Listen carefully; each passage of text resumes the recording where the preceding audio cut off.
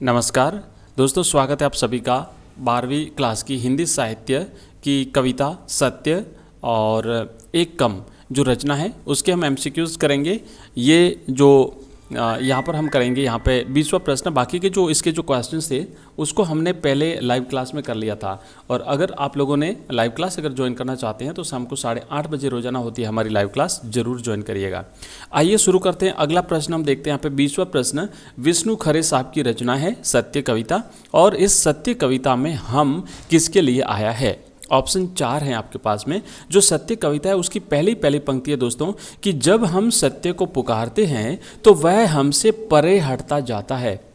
यहाँ पर हम शब्द जो है ना कि जब हम सत्य को पुकारते हैं, तो ये हम शब्द किसके लिए आया है। ऑप्शन 1 है कि जो सत्य को जानना चाहते हैं उनके लिए। ऑप्शन 2 है केवल कवि के लिए। ऑप्शन सी है युधिष्ठिर के लिए। और ऑप्शन डी है विदुर के लिए। तो इसका सही जवाब है ऑप्शन 1, जो सत्य को जानना चाहते हैं उसके लिए हम शब्द आया है। तो कवि यहाँ पर कहता है कि जब हम सत्य को पुकारते हैं, हम मतलब जो सत्य को जानना चाहते हैं वो लोग, तो वह हमसे, वह मतलब सत्य हमसे परे हटता जाता है। आगे बढ़ते हैं। अगला प्रश्न है 21वां। खांडव प्रस्थ से इंद्रप्रस्थ लौटते समय युधिष्ठिर क्या सोच रहे थे। जब युधिष्ठिर विदुर के पीछे गए थे सत्य के बारे में जानने के लिए, तो जब वापस लौट रहे थे उस समय क्या सोच रहे थे। ऑप्शन 1, चाहते तो विदुर सत्य बता सकते थे। ऑप्शन बी, चाहते तो हम विदुर को मार सकते थे। ऑप्शन सी, विदुर ने किसको मारा था। और ऑप्शन डी है उपरोक्त सभी। तो यहाँ पर दोस्तों इसका सही जवाब है ऑप्शन ए, कि अगर विदुर चाहते तो वो हमें सत्य बता सकते थे। सही जवाब है इसका ऑप्शन 1। नेक्स्ट प्रश्न है 22वां। विष्णु खरे का जन्म कब हुआ था। तो ये जो 22वां प्रश्न है इसमें आपको बताना है कि विष्णु खरे साहब का जन्म कब हुआ था। ऑप्शन 1 है 1938, ऑप्शन 2 है 1940, ऑप्शन सी है 1952 और ऑप्शन डी है 1950। तो इसका सही जवाब है ऑप्शन बी, 1940 में विष्णु खरे साहब का जन्म छिंदवाड़ा मध्य प्रदेश में हुआ था। याद रखिएगा, छिंदवाड़ा मध्य प्रदेश में 1940 में इनका जन्म जो है वो हुआ था। आगे बढ़ते हैं। अगला प्रश्न है कि विष्णु खरे का जन्म कहाँ हुआ था। Option 1 Chhindwara Madhya Pradesh, option B है इलाहाबाद उत्तर प्रदेश, ऑप्शन सी है मुंबई महाराष्ट्र और ऑप्शन डी है कोलकाता पश्चिम बंगाल। तो दोस्तों अभी मैंने बताया कि 1940 में छिंदवाड़ा मध्य प्रदेश में विष्णु खरे का जन्म हुआ था।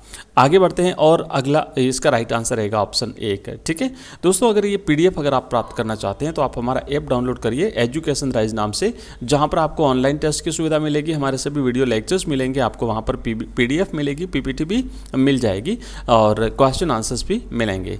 नेक्स्ट प्रश्न है 24वां। विष्णु खरे को निम्नलिखित में से कौन सा सम्मान प्राप्त हुआ, मतलब पुरस्कार जो है वो उनको कौन से मिले थे। तो यहाँ पर अगर हम बात करते हैं तो इनको 4 ऑप्शन यहाँ पे दिए हुए हैं। रघुवीर सहाय सम्मान, शिखर सम्मान, मैथिली शरण गुप्त सम्मान और उपयुक्त सभी। तो इसका सही जवाब रहेगा दोस्तों ऑप्शन डी, उपयुक्त सभी सम्मान जो है वो इन्हें प्राप्त हुए थे। इसके अलावा इन्हें knight of the order of the white rose यानी फिनलैंड का जो राष्ट्रीय सम्मान था वो भी इनको मिला था। ठीक है, रघुवीर सहाय सम्मान इनको ऑप्शन 1 में दिया हुआ मिला था, शिखर सम्मान इन्हें मिला था और इसके बाद में इन्हें जो है वो हिंदी साहित्य अकादमी दिल्ली का पुरस्कार भी मिला था और मैथिली शरण गुप्त सम्मान भी मिला था। तो इतने सम्मान इनको मिले थे। आप लोग इनके जो सम्मान है, पुरस्कार है, उनको याद रखना है। नेक्स्ट प्रश्न है 25वां। विदुर किस पेड़ के तने से टिककर खड़े हो गए। ऑप्शन 1 समी वृक्ष, ऑप्शन बी है आम, ऑप्शन सी है जामुन और ऑप्शन डी है बरगद। दोस्तों आपको पता होगा कि जब युधिष्ठिर ने विदुर का पीछा किया और अंत में विदुर जो है वो एक वृक्ष के तने से टिक कर के खड़े हो जाते हैं और युधिष्ठिर के सामने देखते हैं, तो वो वृक्ष था समी वृक्ष। समी का मतलब होता है खेजड़ी का वृक्ष। तो वो समी वृक्ष के तने से टिक करके खड़े हो गए और एक अपलक एकटक या निर्निमेष जो है वो युधिष्ठिर को ताकने लगे, उन्हें देखने लगे। तो इसका सही जवाब है ऑप्शन 1। नेक्स्ट प्रश्न है 26वां। हाथ फैलाकर रोटी मांगने वाले भिखारी को कवि ने क्या माना है।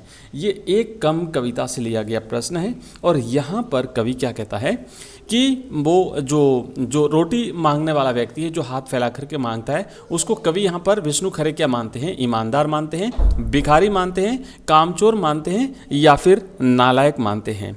तो यहाँ कवि इन्हें ईमानदार मानते हैं क्योंकि उस व्यक्ति ने बेईमानी से, धोखे से और किसी प्रकार के अनैतिक तरीके से धन नहीं कमाया, इसीलिए वो व्यक्ति गरीब बना रहा क्योंकि वह व्यक्ति ईमानदार बना रहा। तो इसका सही जवाब है ऑप्शन 1। और इसी के साथ दोस्तों हमारी ये क्लास यहीं पर होती है समाप्त। बाकी वीडियोस के लिए, हमारे क्वेश्चन आंसर्स के लिए और व्याख्या के लिए, सप्रसंग व्याख्या के लिए और विभिन्न प्रकार की जो आपके टॉपिक है उन सब के लिए आप हमारे चैनल को सब्सक्राइब करिए। 8:30 बजे शाम को लाइव क्लास होती है, उसे ज्वाइन करिए और जो अपलोडेड वीडियोज़ होते हैं उसके लिए भी आप लगातार हमारे साथ बने रहिए। बोर्ड एग्जाम्स तक आपको हम यहाँ पर पढ़ाते रहेंगे। इसके अलावा आप हमारा ऐप डाउनलोड करिए, एजुकेशन राइज नाम से हमारा ऐप है और हमारा टेलीग्राम चैनल है, एजुकेशन राइज नाम से ही टेलीग्राम पर हमारा टेलीग्राम चैनल है, आप ज्वाइन करिए। एग्जाम से रिलेटेड जो भी इन्फॉर्मेशन होती है, आपको न्यू अपडेट्स होते हैं, वो हम वहाँ पर आपको प्रोवाइड कराते हैं। थैंक यू, आप सभी का बहुत बहुत धन्यवाद। मिलते हैं नेक्स्ट लाइव क्लास में, तब तक के लिए थैंक यू, बाय।